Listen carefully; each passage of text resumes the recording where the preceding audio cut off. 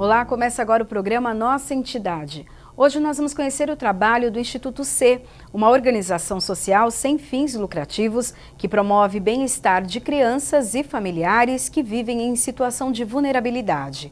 Hoje eu recebo Vera Oliveira, que é fundadora e gerente geral do Instituto C, e também Natália Cavecchini, que é gerente de projetos. Bom, sejam bem-vindas, então, aqui à Assembleia Legislativa do Estado de São Paulo. Obrigada. Bom, vamos falar um pouquinho, então, do Instituto C. O que é, como surgiu, me conta a ideia da concepção dele. Tá ótimo. O Instituto C é uma organização que foi fundada em outubro de 2011 como uma franquia social da Associação Saúde e Criança, que é uma organização que tem no Rio de Janeiro e que já atuava há 20 anos. A gente começou trabalhando exclusivamente com famílias encaminhadas para hospitais públicos, quando a família era detectada com um desequilíbrio muito grande entre a situação financeira da família, a estrutura familiar e a estrutura financeira, a saúde e a estrutura da família como um todo. Ah, sim. Então, quando tinha um desequilíbrio nesse sentido, a equipe do hospital, formada por médicos, mas principalmente os assistentes sociais, encaminhavam a família para a gente e a gente fazia um atendimento multidisciplinar para todas as famílias atendidas por, em média, 2 anos. Certo. E daí era um apoio em que sentido? Em quais áreas?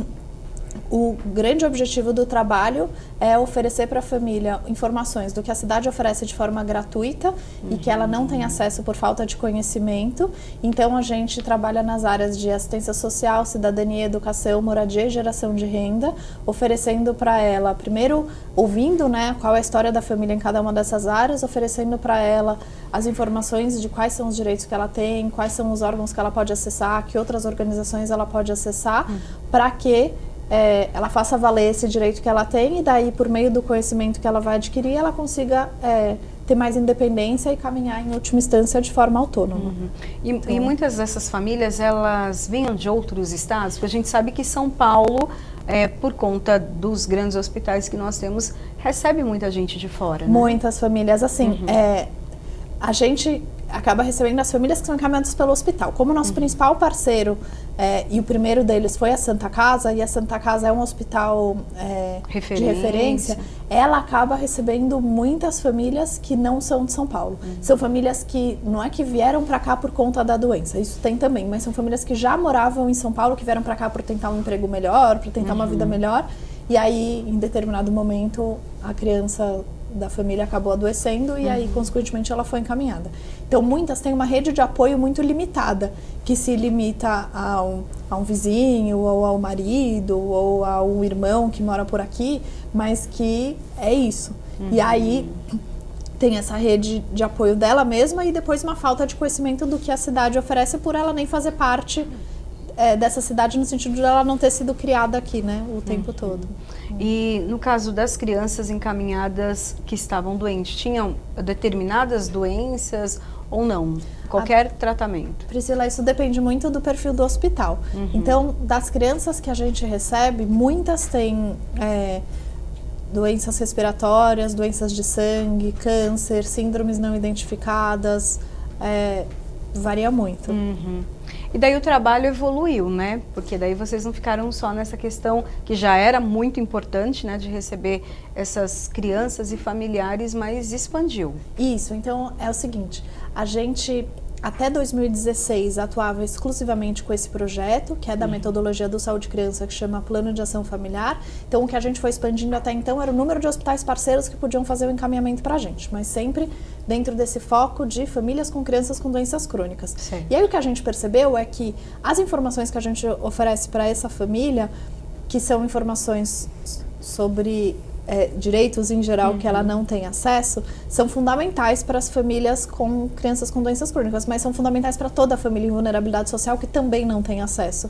Então, desde 2016, a gente passou a desenvolver outros projetos para além dessa metodologia exclusiva dos hospitais. E daí a gente desenvolveu parcerias com escolas, que também fazem encaminhamento para a gente quando a criança apresenta uma baixa frequência na escola, um baixo rendimento na escola, muitas vezes por conta da vulnerabilidade que a família vive. Então esse projeto chama Educação em Rede, funciona em parceria com escolas estaduais públicas.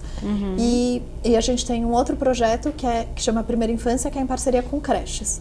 Também sempre com esse olhar multidisciplinar, pensando na família como promotora dos direitos para as crianças e adolescentes, né? Enfim. Bom, a Natália, ela é gerente de projetos, né? Eu queria que você falasse, então, um pouquinho de forma mais detalhada, então, para a gente conhecer os projetos que o Instituto oferece. Que legal. Bom, então, como a Vera contou, né, a gente trabalha com famílias em vulnerabilidade social, e aí a gente não está falando só de famílias que têm baixa renda ou que não têm um salário fixo ou não trabalham formalmente, mas a gente está falando do conceito de vulnerabilidade mais amplo, né?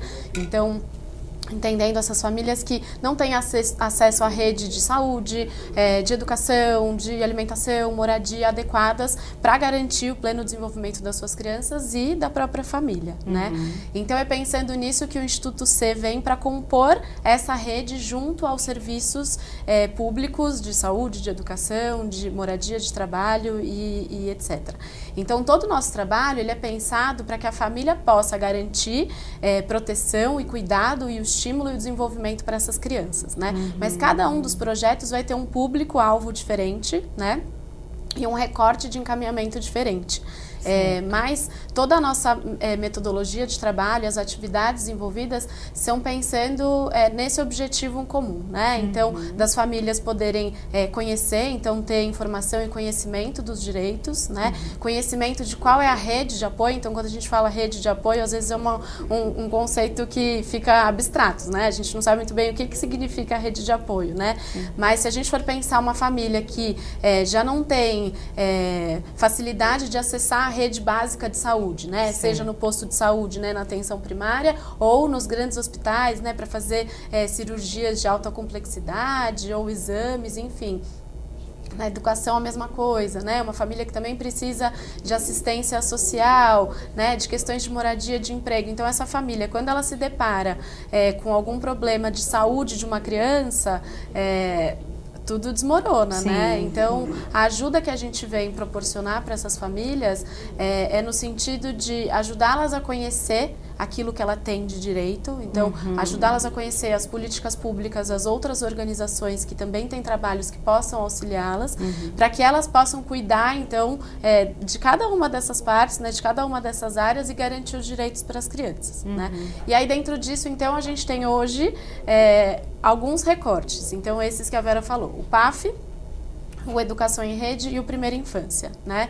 É claro, a gente tem um contato muito grande com os hospitais e com a equipe, né, de médicos, enfermeiros, assistentes sociais, psicólogos dos hospitais, e perguntar, não tem um de vocês para idosos? Não tem um de vocês para os abrigos? Enfim, então hoje a gente tem 3 recortes, né, que também são uma escolha que a gente faz enquanto instituição, porque hoje a gente não tem perna também para poder atuar em todas as áreas. Então, o PAF, ele a metodologia da Associação Saúde Criança, como a Vera comentou, e recebe famílias de crianças que têm uma doença e faz tratamento de saúde em algum hospital parceiro e vive em vulnerabilidade social. Como funciona esse acolhimento que vocês fazem? Os hospitais, a equipe, né, de saúde dos hospitais encaminham a família para a gente, a família chega com uma guia de encaminhamento, então para a gente também saber que ela foi referenciada por aquele hospital parceiro, e ela chega para fazer uma entrevista de triagem, que é um momento inicial de acolhimento, né? Onde a gente vai conhecer a família, conhecer o histórico da doença e do tratamento de saúde, conhecer um pouco de qual conhecimento que essa família tem, qual é o acesso que essa família tem à rede, se todas as crianças estão na escola, se não estão, qual é, por exemplo, as condições de moradia, as condições sociais, né? Enfim, a gente faz uma triagem inicial e aí, caso a família se enquadre no perfil, que é esse perfil que a Vera falou, né? Do tripé que a gente tem, que é um tripé também amplo, né? Então, a gente não tem um corte de renda, famílias até X salários mínimos são encaminhadas, a gente não tem um corte por diagnóstico, porque os hospitais que a gente trabalha são de alta complexidade e portanto, eles atendem crianças dos mais diversos doenças, né? Fazem tratamento de várias questões. E a estrutura familiar, então quanto ela tem acesso à rede, enfim. como elas se relacionam, né, dentro da família. E aí, uma vez por mês, dentro do PAF, a família é atendida por diversos profissionais. Então, a gente tem assistentes sociais, psicólogos, nutricionistas, uma área de educação e uma área de geração de renda e um acompanhamento familiar. Então, cada uma dessas áreas vai trabalhar, como a Vera falou, a demanda da família. Então, a gente entende, né, que para aquela família é muito importante a gente entender ela na singularidade, né? Então, cada família vai ter uma dificuldade diferente. Então, embora a gente fale de famílias em vulnerabilidade social, cada história é uma história, cada criança é uma criança e cada família é uma família, né? Então, cada uma delas vai ter uma dificuldade diferente e uma demanda que vai precisar de uma orientação diferente. Então, no serviço social a gente vai cuidar das questões de cidadania, dos benefícios sociais oferecidos pelo governo, das instituições que ela tem acesso, as questões dos direitos e violação dos direitos. Na nutrição a gente vai pensar a questão do estado nutricional de todo mundo, né, da família como um todo, os hábitos alimentares, como fazer para você ter uma alimentação saudável com poucos recursos financeiros, né? Então, são vários desafios, né? Na educação, a gente vai pensar se está todo mundo na escola, todas as crianças com o seu direito garantido, e aí hoje um grande desafio é as crianças menores de 4 anos, né? Então, nas creches que não tem necessariamente vaga para todo mundo.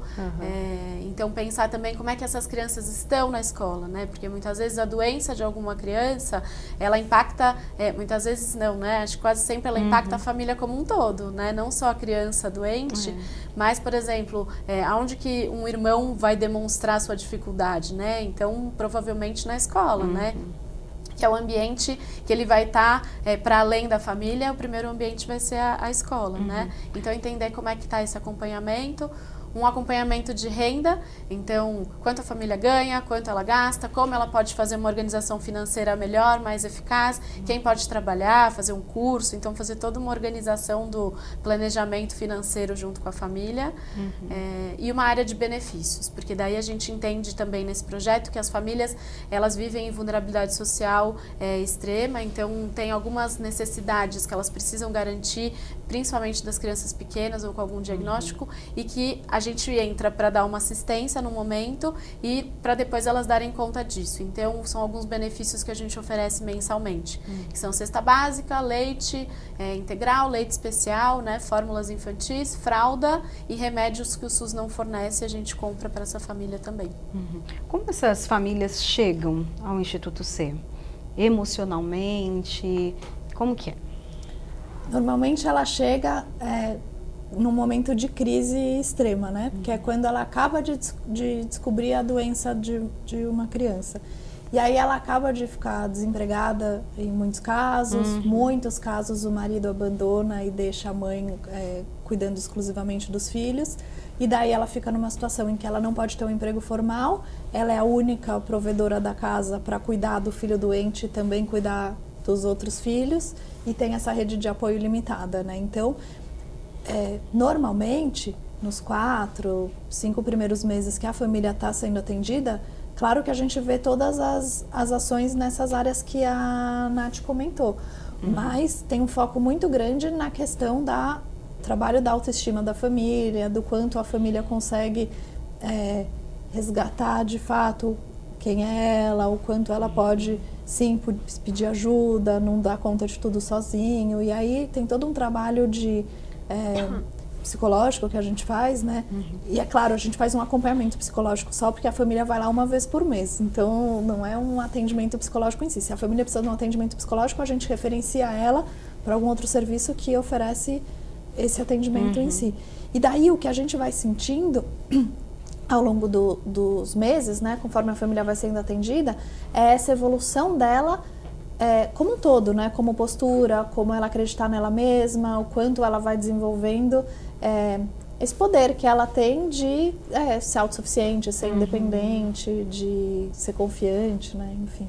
Acho que tem uma coisa, né, legal para comentar também, é que assim, um momento de doença, né, dentro do projeto PAF, um momento de doença ele é muito complicado, né, para todo mundo. Então, muitas vezes, o médico fala inúmeras questões do próprio diagnóstico que são muito complicadas, estão nomes muito difíceis, né, um tratamento muitas vezes prolongado, e você tem um tempo também, né, de poder compreender o que de fato essa situação vai acarretar na sua vida, na vida da sua família, que mudanças são essas, como a Vera comentou, que você vai precisar ter na sua vida, né? E, enfim, é muito difícil fazer isso sozinho, né? Então, as famílias também, quando elas vão aos atendimentos, elas encontram outras famílias que também passam pela mesma situação, né? Então, a gente cria momentos de troca, né? Seja com os nossos profissionais, os nossos voluntários, mas também de troca com as próprias famílias, né? Porque acho que é um momento muito importante a gente poder trocar e poder se fortalecer também via conversa, de saber que você não está sozinho e de saber que sim, está tudo muito difícil, mas você precisa de um apoio para seguir, né? Então, às vezes a gente nos nossos atendimentos, enfim, ou mesmo com os voluntários, a gente fica assim sem saber o que dizer, porque a situação é tão difícil, né? As histórias são tão difíceis, não só pelo quadro de diagnóstico, porque a gente também tem uma questão, né? É muito difícil pra gente saber que uma criança está doente, né? Que uma criança pode morrer, né, de uma doença, enfim, isso é muito difícil para nós, seres humanos, né? Então, muitas vezes a família chega com uma notícia dessa e pega a gente de surpresa também, né?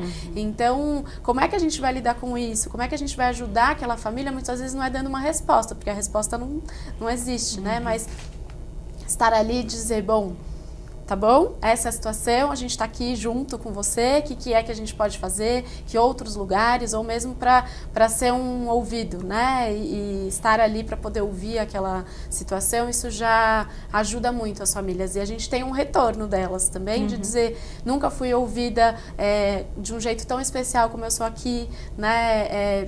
Sinto que aqui é como uma família, né? Sinto que aqui eu fico muito confortável, porque também o ambiente do hospital, ou outros ambientes dos serviços públicos que tem uma infinidade, né, uma quantidade de atendimentos muito maior por dia, enfim, às vezes a pessoa não consegue nem, a família não consegue nem dizer qual é a pergunta dela, né? Então, às vezes a gente ajuda, o nosso trabalho também é ajudar a família a formular a pergunta, né? Porque ela chega no hospital para o médico e ele vai falar o nome de um remédio, e aí ela, né, então paralisa, né? Então, a nossa ajuda também é poder estar ali e dizer, estamos aqui.